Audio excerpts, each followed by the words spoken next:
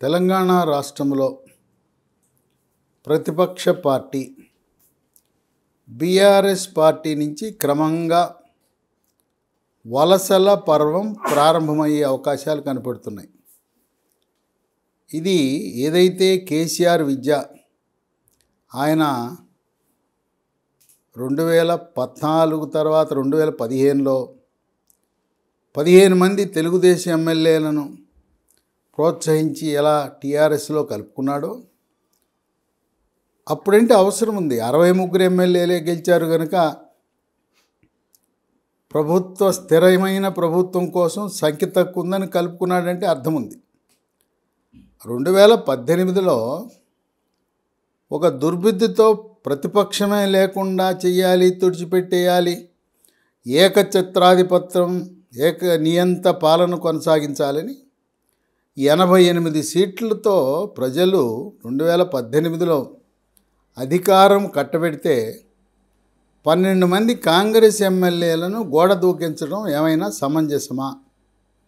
2 తెలుగుదేశం ఎమ్మెల్యేలను, 2 ఇతర పార్టీల వాళ్ళని, మొత్తం 16 మంది ఎమ్మెల్యేలను ఇతర పార్టీల వాళ్ళని ప్రోత్సహించి, వలసలు ప్రోత్సహించి టీఆర్ఎస్ పార్టీ బీఆర్ఎస్లో తెచ్చి 104 సంఖ్యను తెచ్చుకుని ఆ రోజు ఏదైతే కేసీఆర్ చేశాడో దాన్నే రేవంత్ రెడ్డి తనదైన వ్యూహంలో నీవు నేర్పిన విద్యయే నీరజాక్ష అనేదాన్ని కేసీఆర్కి చుక్కలు చూపించాలి, నా కుమార్తె వివాహానికి కూడా హాజరు కాకుండా పగ, ప్రతీకారం, కక్షతో నన్ను అనవసరంగా జైల్లో పెట్టావే, నేను సినిమా చూపిస్తాను నీకని చెప్పి ఒక పక్క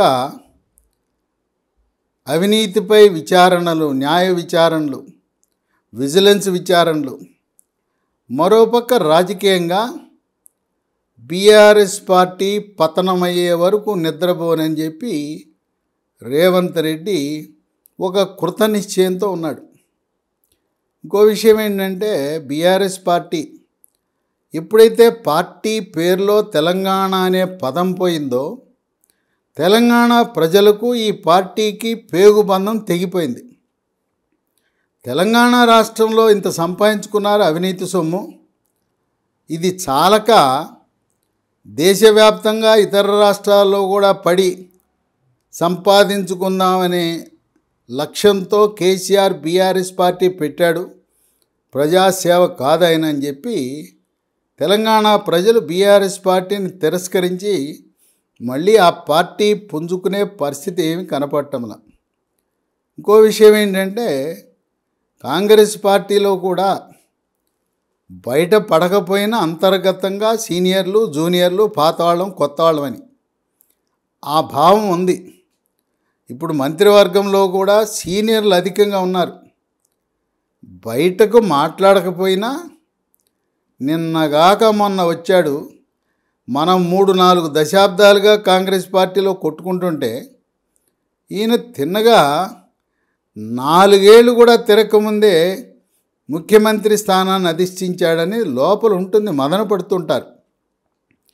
అందువల్ల రేవంత్ రెడ్డి తన బలాన్ని పెంచుకోవటానికి కేసీఆర్ ఏ విధంగా అయితే తెలుగుదేశం పార్టీ నాయకులను ప్రోత్సహించి తెలుగుదేశం నుంచి టీఆర్ఎస్లో చేరేలా ప్రోత్సహించాడో అదే వ్యూహాన్ని ఇప్పుడు రేవంత్ రెడ్డి తనకు సన్నిహితులైన ఆనాడు తెలుగుదేశం పార్టీలో ఉన్న రాజకీయ నాయకులు, అలాగే శాసనసభ్యులుగా ఉన్న వాళ్ళని ప్రోత్సహించి కాంగ్రెస్ పార్టీలో చేర్చుకోవాలనే వ్యూహంతో ఉన్నాడు. ఇంకో విషయం ఏంటంటే, ప్రస్తుతం 64 ఎమ్మెల్యేలు, దాంట్లో 3 కుటుంబాల్లో ఒక్కొక్క కుటుంబంలో ఇద్దరిద్దరు ఉన్నారు ఎమ్మెల్యేలు. ఆ 3 కుటుంబాలు ఉత్తమ్ కుమార్ రెడ్డి, ఆమె భార్య పద్మావతి, అలాగే కోమటిరెడ్డి వెంకటరెడ్డి, కోమటిరెడ్డి రాజగోపాల్ రెడ్డి. వీళ్ళిద్దరి గురించి ప్రజలు ఏమనుకుంటుంటారంటే, నల్గొండ ప్రజలు కూడా వీళ్ళెప్పుడు కూడా కాంట్రాక్ట్లు, వ్యాపారాలు అదే వాళ్ళ పరమావధి, అందువల్ల ఎన్ని పార్టీలైనా ఎప్పుడైనా మారుతూ ఉంటారు, వాళ్ళు ఊసరవెల్లి రాజకీయాలు, పూటకో పార్టీ మారే మనస్తత్వం వాళ్ళు ఉన్నది. అందుకని కోమటిరెడ్డి సోదరులను ఎప్పుడు పార్టీలు మారతారో తెలవని పరిస్థితి. అలాగే దివంగత నేత జి వెంకటస్వామి కుమారుడు డాక్టర్ జి వివేక్, ఆయన కూడా రకరకాలుగా పార్టీలు మారతాడు. పూటకొక పార్టీ, కాంగ్రెస్, టీఆర్ఎస్, బీజేపీ, మళ్ళీ కాంగ్రెస్. అయితే ఆయన సోదరుడు వినోద్ మాత్రం తండ్రి బాటలో కాంగ్రెస్ పార్టీని నమ్ముకున్నాడు. కాంగ్రెస్ పార్టీలో వైఎస్ రాజశేఖర రెడ్డి హయాంలో మంత్రిగా పనిచేశాడు. 3 కుటుంబాల్లో 6 ఎమ్మెల్యేలు ఉన్నారు. వీళ్ళు ఎప్పుడైనా కూడబలుకున్నారంటే ప్రమాదమే. అందువల్ల స్వదేశీ విదేశీ పెట్టుబడులు రావాలంటే వాళ్ళు చూసేది ఏంటంటే స్థిరమైన ప్రభుత్వము. 5 సంవత్సరాల పాటు స్థిరంగా ఈ ప్రభుత్వం పాలన కొనసాగుతుందనే విశ్వాసము, నమ్మకం కలిగితేనే పెట్టుబడులు వస్తాయి. అందువల్ల హైకమాండ్ ఎలాగో ఉత్తర భారతంలో కాంగ్రెస్ పార్టీ అడ్రస్ లేకుండా తుడిచిపెట్టుకుపోయింది. ఇండియా కూటమి ముక్కలు చెక్కలైపోయింది. మళ్ళీ ప్రధానమంత్రి మోదీ 3వసారి ప్రధానమంత్రి అవటం ఖాయం. అటువంటి పరిస్థితుల్లో ఉన్న రాష్ట్రాలను బలోపేతం చేయటానికి రేవంత్ రెడ్డికి మీరు కలిసి వచ్చే ఎమ్మెల్యేలను మన పార్టీలో చేర్చుకోండి ఆయనకి అనుమతి ఇచ్చినట్టుగా ప్రచారం జరుగుతూ ఉంది. ఈయన బలం ప్రస్తుతం మంత్రివర్గంలో సీతక్క ఉన్నది. ఆమెకి రాజకీయ జీవితాన్ని ప్రసాదించింది తెలుగుదేశం పార్టీ. రేవంత్ రెడ్డిని ఆదరించింది కూడా తెలుగుదేశం పార్టీ. ఇప్పుడు తెలంగాణలో వివిధ పార్టీల్లో ఉన్నవాళ్ళు ఏదో రూపాన అందరూ కూడా తెలుగుదేశం యూనివర్సిటీ విద్యార్థుల్లాంటి వాళ్ళే నేటి రాజకీయ నాయకులు.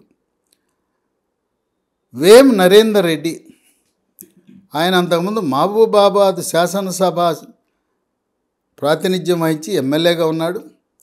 2009 పునర్విభజనలో ఆ నియోజకవర్గం ఎస్టీకి కేటాయించడం వల్ల ఆయనకి సొంత నియోజకవర్గంలో అవకాశం కోల్పోయాడు. ప్రస్తుతము రేవంత్ రెడ్డికి ప్రధాన ప్రభుత్వ సలహాదారుడిగా క్యాబినెట్ ర్యాంకులో ఉన్నాడు. వేం నరేందర్ రెడ్డి, సీతక్క తప్పనిచ్చి మిగతా వాళ్ళంతా కాకలు తీరిన సీనియర్ కాంగ్రెస్ నాయకులు. అందువల్ల రేవంత్ రెడ్డి తన వాళ్ళు అంటే 10-15 సంవత్సరాలుగా 2009 నుంచి గత 15 సంవత్సరాలుగా తనతో సాన్నిహిత్యం వహించిన వాళ్ళని రేవంత్ రెడ్డి 2014లో గెలిచిన తర్వాత చంద్రబాబు నాయుడు ఆయన్ని తెలుగుదేశం పార్టీ శాసనసభాపక్ష నేతగా నియమించాడు. ఆ విధంగా ఈనాటికి కూడా తెలుగుదేశము నాయకులు గ్రామ స్థాయి నుంచి రాష్ట్ర స్థాయి వరకు గతంలో పనిచేసిన వాళ్ళందరూ కూడా రేవంత్ రెడ్డికి సన్నిహితంగానే ఉన్నారు. మొన్న ఎన్నికల్లో రేవంత్ రెడ్డి ముఖ్యమంత్రి కాబోతున్నాడు అని చెప్పి బహిరంగంగానే నల్గొండ, ఖమ్మం జిల్లాలో తెలుగుదేశం జెండాలతో అక్కడ కాంగ్రెస్తో కలిసి పనిచేశారు. తెలంగాణ రాష్ట్రంలో కాంగ్రెస్ పార్టీ గెలిచిందంటే కేసీఆర్ని గద్దె దింపాలనే ప్రధాన లక్ష్యంతో అందరూ కలిసి కాంగ్రెస్ పార్టీకి ఓటేస్తే కాంగ్రెస్ గెలిస్తే కేసీఆర్ ఇంటికి వెళ్ళిపోతాడని తెలుగుదేశం పార్టీ నాయకులు, శ్రేణులు, కార్యకర్తలు, అగ్రశ్రేణి నాయకులు లేకపోయినా, ప్రజాప్రతినిధులు లేకపోయినా ఎన్టీఆర్ అభిమానులు, సానుభూతిపరులు, కమ్మ సామాజిక వర్గం వారు, చంద్రబాబు నాయుడు అభిమానులు, సాఫ్ట్వేర్ రంగ నిపుణులు అందరూ కూడా రేవంత్ రెడ్డిని చూసి కాంగ్రెస్ పార్టీకి ఓట్లు వేయటం వల్ల అధికారంలోకి వచ్చింది. ఇక ఇప్పుడు ఒక్కొక్కరుగా ఎమ్మెల్యేలు పునరాలోచన చేస్తున్నారు. దానికి కూడా కారణం ఉంది. 2018లో శాసనసభకి 88 సీట్లతో గెలిచిన తర్వాత 4 నెలల కాల వ్యవధిలో పార్లమెంట్ ఎన్నికలు జరిగితే బీఆర్ఎస్ పార్టీ కేవలం 9 లోక్సభ సీట్లనే గెలుచుకుంది. ఇక ఇప్పుడు అధికారం లేదు, ఓడిపోయింది. కేడర్ అంతా కూడా నిరాశ నిస్పృహతో ఉన్నారు. ఇప్పుడు పోటీ చేస్తే అప్పుడు అధికారంలో ఉన్నప్పుడే 9 సీట్లు వచ్చినాయి. ఈసారి ఒక్క సీటు కూడా లోక్సభ సీటు గెలవదనే ప్రచారం జరుగుతూ ఉంది. లోక్సభకి కేసీఆర్ కానీ, కేటీఆర్ కానీ, కవిత కానీ, హరీష్ రావు కానీ నలుగురు ఎవ్వరు కూడా పోటీ చేయదలుచుకోలేదు.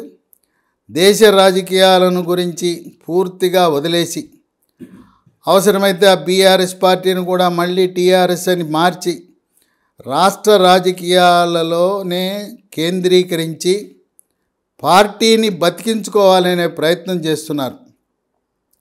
కేసీఆర్ తరం తర్వాత ఈ బీఆర్ఎస్ పార్టీ టీఆర్ఎస్ మనుగడ సాగించడం అసాధ్యం. ఎందుకంటే 3 పవర్ సెంటర్లు ఉన్నాయి.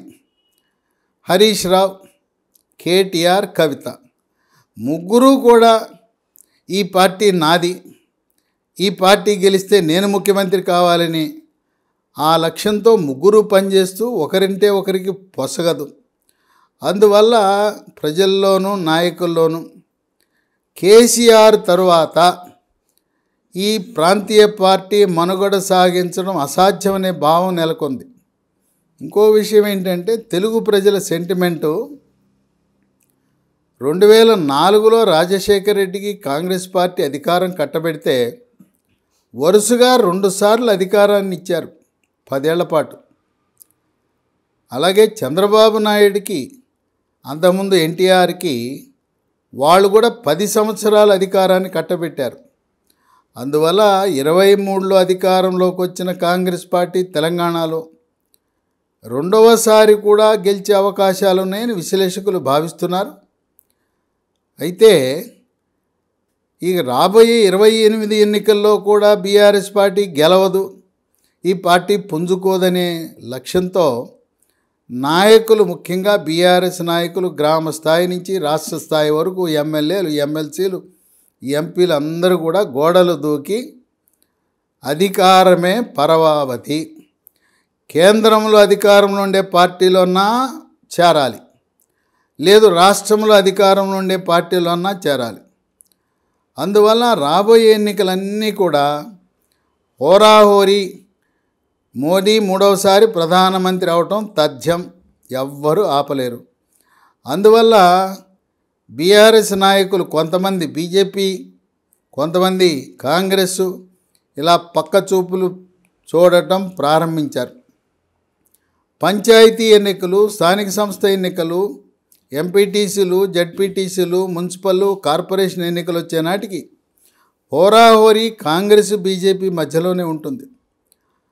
క్రమేణా బీజేపీ పుంజుకుని రాబోయే 28 అసెంబ్లీ నాటికి, 28, 29 అసెంబ్లీ నాటికి బీజేపీ గణనీయమైన శక్తిగా ఎదుర్కొంటుంది. 29 నాటికి పునర్విభజన జరుగుతాయి నియోజకవర్గాలంటే. భవిష్యత్తులో జరగబోయే రాష్ట్ర శాసనసభకు 119 సీట్లు కాకుండా 153 సీట్లకు పోటీ జరుగుతుంది. ప్రతి పార్లమెంటు పరిధిలో 2 శాసనసభ సీట్లు పెరగనున్నాయి. అందువల్ల బీఆర్ఎస్ పార్టీని నమ్ముకుంటే రాబోయే ఎన్నికల్లో కూడా గెలిచే అవకాశం లేదు. హోరాహోరీ, ఒకవేళ కాంగ్రెస్ ఓడిపోతే బీజేపీ గెలుస్తుందేమో కానీ ఈ ప్రాంతీయ పార్టీ కేసీఆర్ క్రమేణా ఆయన వృద్ధాప్యం, అనారోగ్యం, ఆయన కుటుంబ సభ్యులతో పట్టు కోల్పోవటం, ముఖ్యమంత్రిగా ఉంటే శాసించవచ్చు, ఆ పదవి పోయిన తర్వాత ఇంట్లో వాళ్ళు కూడా ఆయన్ని గౌరవించే పరిస్థితి ఉండకపోవచ్చు. కొడుకు, కూతురు, మేనల్లుడు కూడా ధిక్కార స్వరానికి పాల్పడే అవకాశం ఉందని నాయకులు ఒక్కొక్కరుగా సర్దుకుంటున్నారు. ఆదివారం నాడు 28 జనవరి రాజేంద్ర నగర్ శాసనసభ్యుడు ప్రకాష్ గౌడ్ ముందు ఆయన్ని వేం నరేందర్ రెడ్డి ఆహ్వానించి ఆయనకి కండువా కప్పి రేవంత్ రెడ్డితో పాటు ఏకాంతంగా అరగంటకు పైగా చర్చలు. చర్చలు బయటికి చెప్పడానికి ఎమ్మెల్యేలు అందరూ ఒకటే చెప్తారు, ప్రతిపక్ష ఎమ్మెల్యేలు. మేము మర్యాదపూర్వకంగా కలిశాము, ఆయన మనందరికీ ముఖ్యమంత్రి, మాకు కూడా ముఖ్యమంత్రిని కలిసాం, మా నియోజకవర్గంలో అభివృద్ధి కార్యక్రమాల కొరకు మేము మా సమస్యలు విన్నవించుకోవడానికి కలిసామని ఇవే అందరూ చెప్పేది, ఇవే స్టాండర్డ్ డైలాగులు. పార్టీ మారే ఎమ్మెల్యేలు ముఖ్యమంత్రిని కలిస్తే చెప్పేవే. ఈ డైలాగులను ఎవరు కూడా ప్రజలు కానీ రాజకీయ పార్టీలు కానీ నమ్మే పరిస్థితి లేదు. ప్రకాష్ గౌడ్ని ముందు పొన్నం ప్రభాకర్ మంత్రి కలిశాడు, స్వామి గౌడ్తో కలిశాడు. ఆ రోజే వార్తలు గుప్పుమన్నాయి, ప్రకాష్ గౌడ్ త్వరలో పార్టీ మారబోతున్నాడని. ఇక ప్రకాష్ గౌడ్తో పాటు మరొక 6 ఎమ్మెల్యేలు 2014లో అందరూ కలిసి మూకుమ్మడిగా టీఆర్ఎస్లో చేరారు. అప్పట్లో 15 మంది ఎమ్మెల్యేలు తెలుగుదేశం నుంచి టీఆర్ఎస్లో చేరిన ప్రస్తుతం 7 ఈ శాసనసభలో ప్రాతినిధ్యం వహిస్తున్నారు. వాళ్ళు ఎవరంటే, ఒకరు ప్రకాష్ గౌడ్ అయితే, 2 కుత్బులాపూర్ నుంచి వివేకానంద, 3 కుకట్పల్లి నుంచి మాధవరం కృష్ణారావు, 4 శేరిలింగంపల్లి నుంచి అరికెపూడి గాంధీ, 5 జూబ్లీ హిల్స్ నుంచి మాగంటి గోపీనాథ్, 6 సనత్ నగర్ నుంచి తలసాని శ్రీనివాస్ యాదవ్, 7 కంటోన్మెంట్ నుంచి లాస్య నందిత. వీళ్ళందరూ రేవంత్ రెడ్డికి అత్యంత సన్నిహితులు, కలిసి ఉన్నారు, ఆప్యాయంగా ఉంటారు. నేటికి కూడా ఒక పార్టీ అడ్డే తప్పనిచ్చి వాళ్ళంటే చాలా అభిమానం రేవంత్ రెడ్డికి. ఇక దీంట్లో మనకు భవిష్యత్తు లేదు, నిండా మునిగిన వాడికి సలేంటి, ఒక సిద్ధాంతం లేదు, ఏమి లేదు. మన నియోజకవర్గ అభివృద్ధే మన లక్ష్యం. మన నియోజకవర్గంలో మన ఓటర్లకు న్యాయం చేయాలంటే అధికార పార్టీ పక్షాన ఉండాలి. లేకపోతే కార్యాలయాల్లో ఉండే చిన్న గుమాస్తా, చివరికి బిళ్ళ జవాను కూడా ప్రతిపక్ష ఎమ్మెల్యేలని గౌరవించని పరిస్థితి ఉత్పన్నమవుతుందని వాపోతున్నారు. అందువల్ల ప్రతిపక్షంలో కూర్చుంటే పనులవు, అభివృద్ధి జరగదు, మన ఓటర్లు కూడా క్రమేణా జారుకుంటారని ఈ 7 కూడా కాంగ్రెస్ పార్టీలో చేరితే ఎలా ఉంటుంది అని.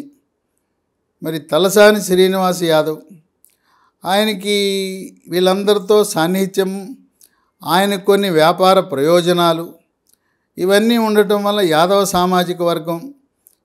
సామాజిక వర్గానికి క్యాబినెట్లో స్థానం లేకపోవటం, తెలంగాణ రాష్ట్రంలో హైదరాబాద్ నగరంలో గ్రేటర్ హైదరాబాద్లో యాదవ సామాజిక వర్గం బలమైన కులం. అందువల్ల తలసాని శ్రీనివాస్ యాదవ్ ఈ పార్టీ మారే తెలుగుదేశం శాసనసభ్యులు ప్రతినిధిగా తెలుగుదేశం తన తరపున వాదించే బలగాన్ని పెంచుకోవడానికి రేవంత్ రెడ్డి తలసాని శ్రీనివాస్ యాదవ్కి మంత్రి పదవి ఇచ్చినా ఆశ్చర్యం లేదని విశ్లేషకులు భావిస్తున్నారు. ఆది నుంచి కూడా కాంగ్రెస్ పార్టీ ఇచ్చిన 2 హామీలు, మహిళలకు బస్సు ప్రయాణము, ఆరోగ్యశ్రీ కార్డు పరిమితి 10 లక్షలు పెంచడం, ఆ కార్యక్రమాల్లో ప్రతిపక్ష ఎమ్మెల్యేగా ఉన్న తలసాని శ్రీనివాస్ యాదవ్ అధికార పార్టీ ఎమ్మెల్యేలతో పోటీగా తను కూడా ఆ కార్యక్రమాల్లో పాల్గొని బస్సు, హాస్పిటలు వాటిని విజయవంతం చేసి నేను రేవంత్ రెడ్డికి దూరం కాదు అనే సంకేతాలు ఇవ్వటం జరిగింది. ఈ 7 కాకుండా మరో 4 మెదక్ జిల్లా నుంచి ఎమ్మెల్యేలు వచ్చారు. పటాన్ చెరువు నుంచి గూడెం మహిపాల్ రెడ్డి, ఆయన మియాపూర్ నుంచి పటాన్ చెరువుకి మెట్రో రైలు వేస్తే చరిత్రలో మిగిలిపోతాం, ఇక ఎప్పటికీ శాశ్వతంగా నేనే ఎమ్మెల్యేగా ఉండొచ్చు అని ఆయన ఆలోచన. ఇక 9 దుబ్బాక కొత్త ప్రభాకర్ రెడ్డి, 10 నర్సాపూర్ సునీతా లక్ష్మారెడ్డి, ఆమె కాంగ్రెస్ రక్తం.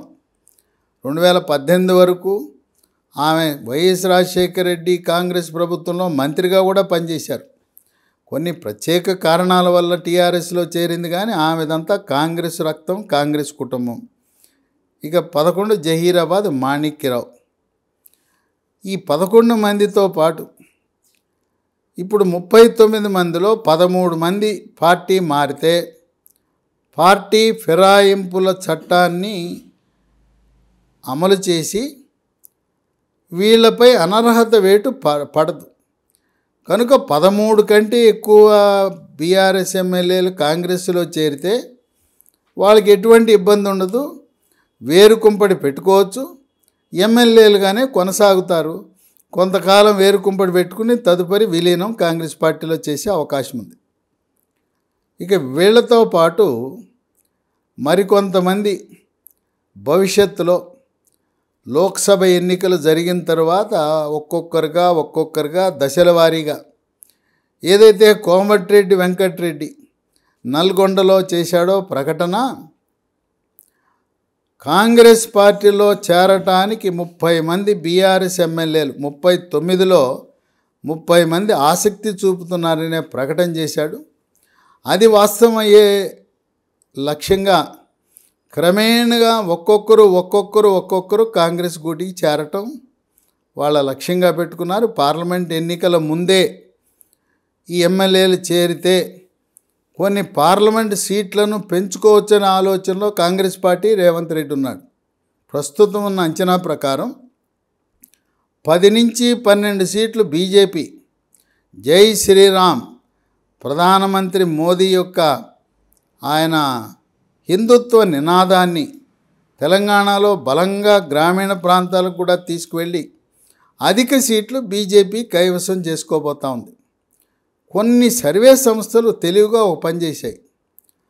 ఎవరైతే కాంగ్రెస్ పార్టీ అలాగే కారు పార్టీ ఆ 2 పార్టీలకు ఓట్లు వేశారో వాళ్ళ దగ్గరికి వెళ్ళి మళ్ళీ సర్వే నిర్వహించారు.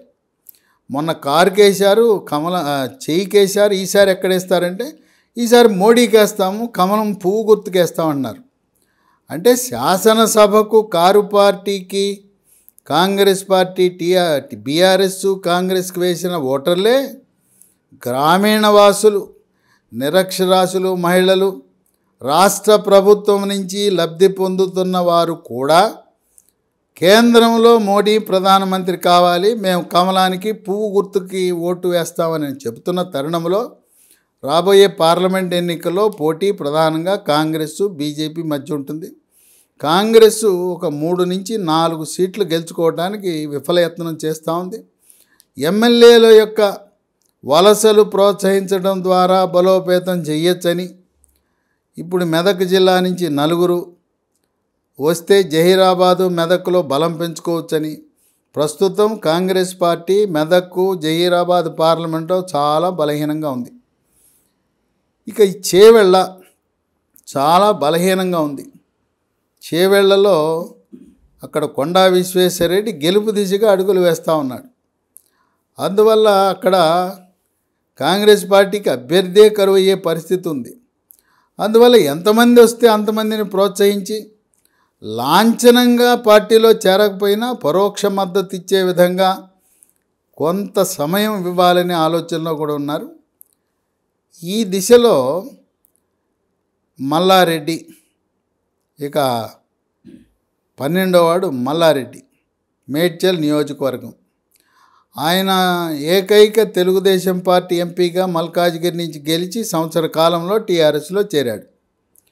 మల్లారెడ్డికి ఏంటంటే ఆయనకి రాజకీయ ప్రయోజనాల కంటే కూడా వ్యాపార ప్రయోజనాలు, విద్యా సంస్థలు, పాలమ్ముకుని పూలమ్ముకుని కష్టపడి సంపాదించాడు. వాటిని నిలబెట్టుకోవడం కోసం పార్టీలు మారడానికి ఏమాత్రం వెనుకంజ వేయడు మల్లారెడ్డి.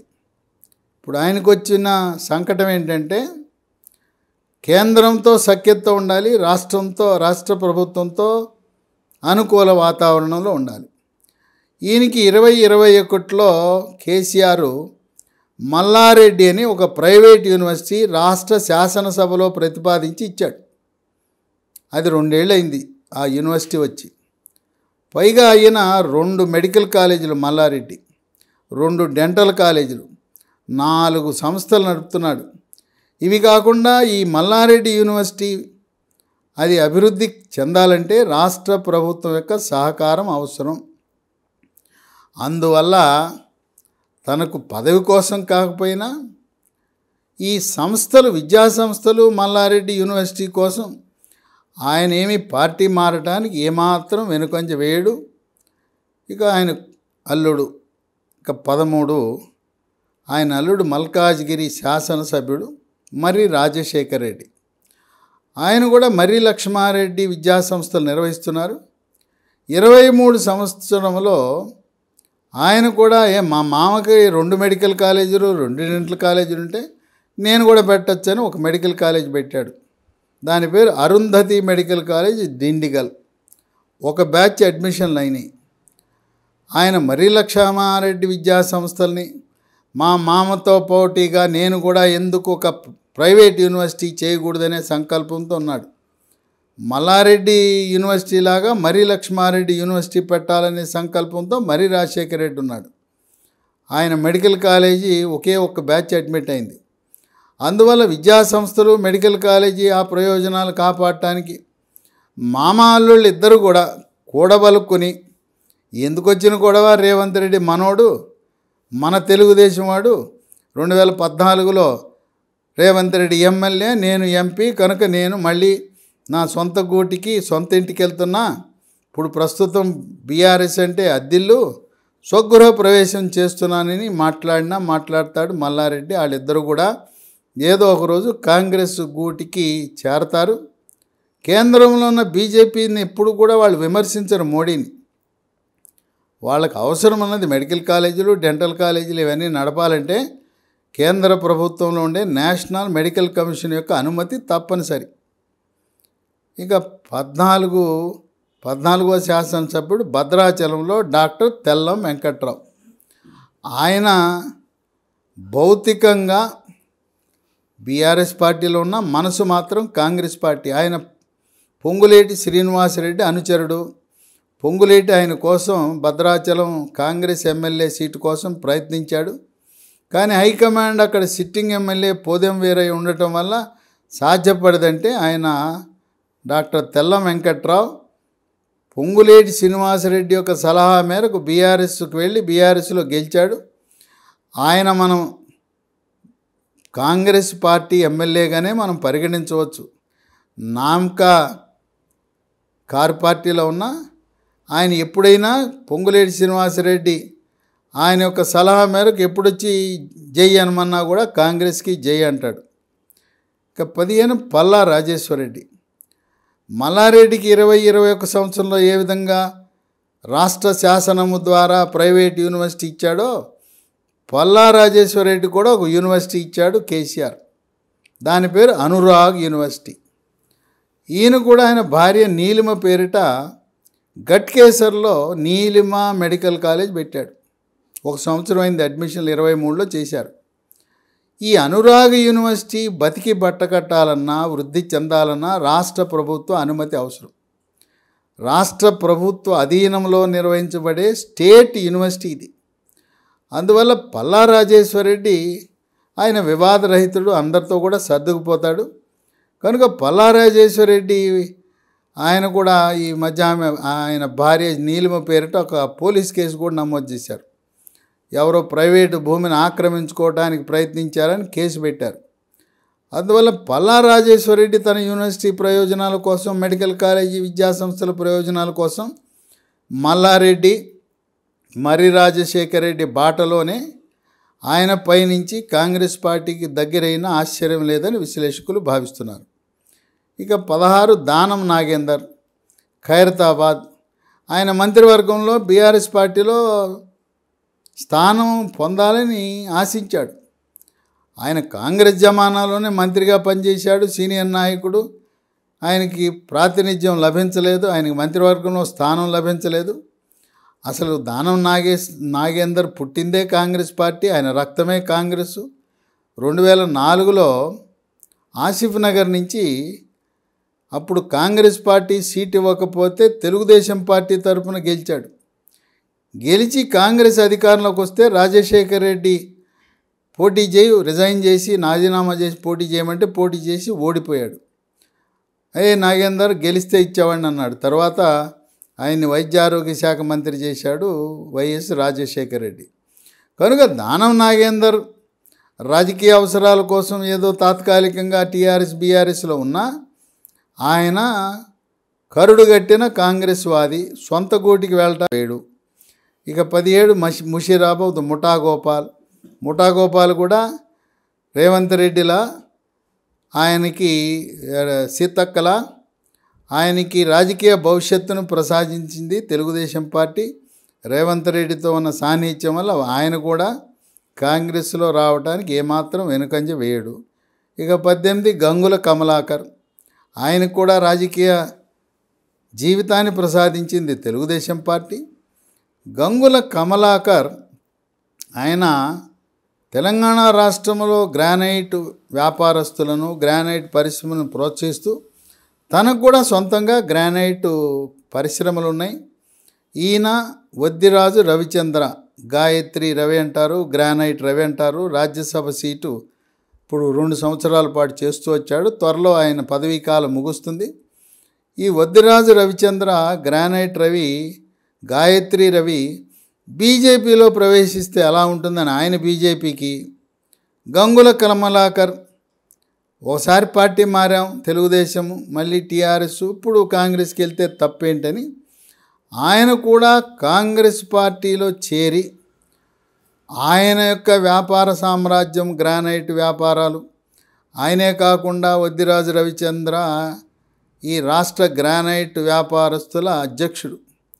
అందువల్ల వీళ్ళిద్దరూ కూడా సొంత ప్రయోజనాలతో పాటు వాళ్ళ గ్రానైట్ పరిశ్రమలతో పాటు రాష్ట్రంలో ఉండే గ్రానైట్ పరిశ్రమ కుదేలు కాకుండా తెలంగాణ నుంచి కృష్ణపట్నం పోర్టు ద్వారా విదేశాలకు ఎగుమతై తెలంగాణ రాష్ట్రానికి ఎంతో సంపదని పన్నుల రూపాన మనకు తెచ్చిపెడుతుంది గ్రానైట్ పరిశ్రమ. అటువంటి గ్రానైట్ పరిశ్రమకు ఎటువంటి ఆటంకాలు లేకుండా నిర్వహించడానికి గంగుల కమలాకర్ కాంగ్రెస్ పార్టీ రేవంత్ రెడ్డికి అత్యంత సన్నిహితుడు తెలుగుదేశం పార్టీలో ఉన్నప్పుడు. అందువల్ల ఆయన కాంగ్రెస్లోకి వచ్చినా ఆశ్చర్యం లేదు. ఇక 19 చింతా ప్రభాకర్, ఆయన జగ్గారెడ్డిని ఓడగొట్టాడు. ఆయన కూడా రాజకీయంగా మొట్టమొదటిసారి ఎమ్మెల్యేగా పోటీ చేసే అవకాశం ఇచ్చింది తెలుగుదేశం పార్టీ. రేవంత్ రెడ్డికి సన్నిహితుడు కనుక పాత తెలుగుదేశం పార్టీ వాళ్ళందరూ సామూహికంగా కూడబలుకుని ఒకరికొకరు, అన్నా మన రేవంత్ రెడ్డి, మనమంతా తెలుగుదేశం యూనివర్సిటీ విద్యార్థులం, రేవంత్ రెడ్డి కూడా మన యూనివర్సిటీ, మన క్లాస్మేటు, మన బ్యాచ్మేటు అని చెప్పి కాంగ్రెస్ పార్టీలో చేరడానికి ఏమాత్రం వెనుకంజ వేయరు. ఇక 20 బండ్ల కృష్ణమోహన్ రెడ్డి గద్వాల, ఆయన కూడా ఆయన రాజకీయ ప్రవేశం తెలుగుదేశం పార్టీ 2009లో ఆయనకు అవకాశం కల్పించింది. కాంగ్రెస్ పార్టీపై హోరాహోరీ పోరాడినా ఇప్పుడు ఆయన కాంగ్రెస్ పార్టీలో చేరటానికి ఎమ్మెల్యేగా గెలిచినా ఆయనకి తెలుగుదేశం పార్టీతో ఉండే అనుబంధము, మహబూబ్నగర్ జిల్లాకు చెందిన రేవంత్ రెడ్డి అన్నీ కలిసి వస్తాయని కృష్ణమోహన్ రెడ్డి కూడా కాంగ్రెస్ పార్టీలో చేరినా ఆశ్చర్యం లేదు. ఇక 21 పోచారం శ్రీనివాసరెడ్డి, ప్రస్తుత మాజీ స్పీకరు. ఆయన 6 సార్లు బాన్స్వాడ నియోజకవర్గం నుంచి గెలిచాడు. బలమైన నాయకుడు. వద్దను కొద్దీ కేసీఆర్ నువ్వే నిలబడాలన్నాడు. ఆయన పెద్ద కుమారుడు సురేందర్ రెడ్డిని నియోజకవర్గ ఇన్ఛార్జిగా పెట్టి ఆయన ఎమ్మెల్యేగా పోటీ చేద్దామా, లేదు చిన్న కుమారుడు భాస్కర్ రెడ్డి ప్రస్తుతం నిజామాబాద్ జిల్లా మార్కెటింగ్ సొసైటీ అధ్యక్షుడిగా ఉన్నాడు. వాళ్ళ పిల్లలు భాస్కర్ రెడ్డిని, సురేందర్ రెడ్డిని రాజకీయంగా వారసులుగా ప్రవేశపెట్టి తను వెనకాలండి నడిపించాలనే సందర్భంలో ఇక బీఆర్ఎస్కి భవిష్యత్తు లేదని చెప్పి ఆయన కూడా కాంగ్రెస్ పార్టీలో దగ్గరయ్యే అవకాశం ఉంది. రేవంత్ రెడ్డికి సన్నిహితుడు. ఇక 20 కడియం శ్రీహరి, ఆయన కుమార్తె డాక్టర్ కావ్య, ఆమెకి రాజకీయ భవిష్యత్తు ప్రసాదించాలని డాక్టర్ కావ్యకి వరంగల్ నుంచి బీఆర్ఎస్ పార్టీ తరఫున పోటీ చేసే అవకాశం అని అడుగుతూ ఉన్నాడు. ఇస్తే సరి, ఇవ్వకపోతే కడియం శ్రీహరి కూడా రేవంత్ రెడ్డితో చాలా సన్నిహితుడు, ఆయనకి గౌరవం ఉంటుంది. మాదిగ సామాజిక వర్గానికి చెందిన కడియం శ్రీహరి అంటే అన్ని రాజకీయ పార్టీలు ఆయన గౌరవిస్తారు. ఏదో ఒకరోజు ఆయన కూడా కాంగ్రెస్ బాట పట్టినా ఆశ్చర్యం లేదు. ఇలా ఉంటే మాజీ సీనియర్ నాయకులు తీగల కృష్ణారెడ్డి, మాజీ మహేశ్వరం ఎమ్మెల్యే, ఆయన కోడలు డాక్టర్ అనితారెడ్డి, రంగారెడ్డి జిల్లా పరిషత్ చైర్పర్సన్. వీళ్ళిద్దరూ కూడా త్వరలో కాంగ్రెస్ పార్టీలో చేరబోతున్నారు. బీఆర్ఎస్ని వీడి తీగల కృష్ణారెడ్డిని కాంగ్రెస్ పార్టీ తరఫున చేవెళ్ల నియోజకవర్గం లోక్సభకు పోటీ చేస్తే ఎలా ఉంటుందనే ఆలోచన ఉంది. ఇలాంటి కుటుంబమే మరొకటి పట్నం మహేందర్ రెడ్డి. అందరూ మెడికల్ కాలేజీ పెట్టారు, నేను ఎందుకు పెట్టకూడదని ఇంజనీరింగ్ కాలేజీలతో పరిమితం చేయకుండా పట్నం మహేందర్ రెడ్డి చేవెళ్లలో పట్నం మహేందర్ రెడ్డి మెడికల్ కాలేజ్ పెట్టాడు. గత 5 సంవత్సరాలుగా నిర్వహిస్తున్నారు. పట్నం మహేందర్ రెడ్డి మల్లారెడ్డి, పల్లా రాజేశ్వరరెడ్డి యూనివర్సిటీలు పెడితే నేనెందుకు పెట్టకూడదని ఆయన కూడా ఒక ప్రైవేట్ యూనివర్సిటీ పెట్టాలనే సంకల్పంతో ఉన్నాడు. మొన్న సమీక్షా సమావేశం, చేవెళ్ల పార్లమెంట్ సమీక్షా సమావేశంలో రోహిత్ రెడ్డికి పట్నం మహేందర్ రెడ్డికి మధ్య జరిగిన ఘర్షణ చూస్తే ఆ ఘర్షణ జరిగిన కేటీఆర్, హరీష్ రావు, ఆ కుటుంబం అంతా పైలట్ రోహిత్ రెడ్డిని మద్దతు ఇస్తుందని ఆగ్రహంతో ఉన్న పట్నం మహేందర్ రెడ్డి ఆయన తమ్ముడు 2018లో ప్రస్తుత ముఖ్యమంత్రి రేవంత్ రెడ్డిని ఓడించిన పట్నం నరేందర్ రెడ్డి, భార్య సునీత మహేందర్ రెడ్డి ప్రస్తుతం వికారాబాద్ జిల్లా పరిషత్ చైర్పర్సన్గా ఉంది. వీళ్ళందరూ త్వరలో కాంగ్రెస్ పార్టీ గూటికి చేరతారని, పట్నం మహేందర్ రెడ్డిని చేవెళ్ల నియోజకవర్గం తరపున పార్లమెంటుకు కూడా పోటీ చేయించే అవకాశం ఉందని ఊహాగానాలు ఉన్నాయి. ఈ విధంగా ఆనాడు కేసీఆర్ కూడా ఆయన ఎన్టీఆర్ యొక్క వారసుడు. ఈ టీఆర్ఎస్ పార్టీలో ఎన్టీఆర్ దగ్గర, చంద్రబాబు నాయుడు దగ్గర శిష్యుడిగా ఉంటూ ఈ టీఆర్ఎస్ పార్టీని స్థాపించి ఎదిగాడు. టీఆర్ఎస్లో తనకున్న సన్నిహితులైన తెలుగుదేశం నాయకులని అందరినీ, ఎమ్మెల్యేలందరినీ చేర్చుకుని ఒకానొక దశలో ఈ ఉద్యమకారులందరినీ కూడా పొమ్మనలేక పొగబెట్టేశాడు. ఉద్యమకారులు బయటికి వెళ్ళిపోయారు, కవులు వెళ్ళిపోయారు, కళాకారులు వెళ్ళిపోయారు, జైలుకి వెళ్ళిపోయిన వాళ్ళు వెళ్ళిపోయారు, సకల జనులను సమ్మె చేసిన వాళ్ళు, సాగరహారం చేసిన వాళ్ళు మొత్తం బయటికి వెళ్ళిపోయారు. చివరికి మిగిలింది ఈ వలస నాయకులు, సమైక్యవాదులు. ఎన్నడూ కూడా జై తెలంగాణ అని ఉద్యమ నినాదం ఇవ్వని వాళ్ళను ఒకానొక దశలో ఈ పార్టీని, టీఆర్ఎస్ పార్టీని, తెలంగాణ రాష్ట్ర సమితి కాదురా ఇది తెలుగు రాష్ట్ర సమితి, ఇది తెలుగుదేశం పార్టీ వాళ్ళకి 4 మంత్రి పదవులు ఇచ్చాడని చెప్పి విమర్శలు కూడా వచ్చిన తరుణంలో క్రమేణా బీఆర్ఎస్ పార్టీ బలహీనపడతా ఉంది. పార్లమెంటు ఎన్నికల ఫలితాలు వచ్చిన తర్వాత ఒక్క సీటు కూడా బీఆర్ఎస్ గెలవలేకపోతే ఇక మొత్తం పార్టీ ఖాళీ అయి భవిష్యత్తులో నువ్వా నేనా అనే విధంగా తెలంగాణలో జాతీయ స్థాయిలో ఏ విధంగా అయితే బీజేపీ, కాంగ్రెస్ పార్టీలు ఉన్నాయో అదేవిధంగా తెలంగాణ రాష్ట్రంలో కూడా ఈ కుటుంబ కలహాలతో సతమతమవుతున్న బీఆర్ఎస్ పార్టీ మనుగడ సాగించడం కష్టతరం.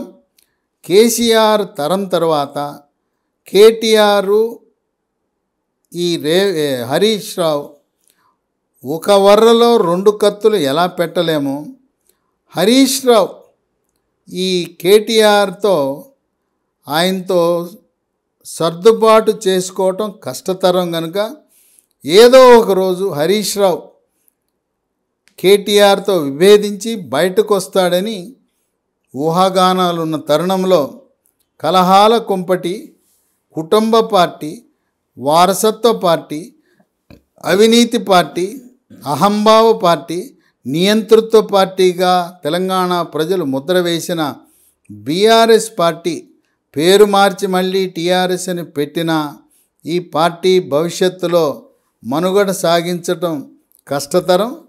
అందువల్ల నాయకులు వాళ్ళెప్పుడు కూడా పదవే పరమావధి.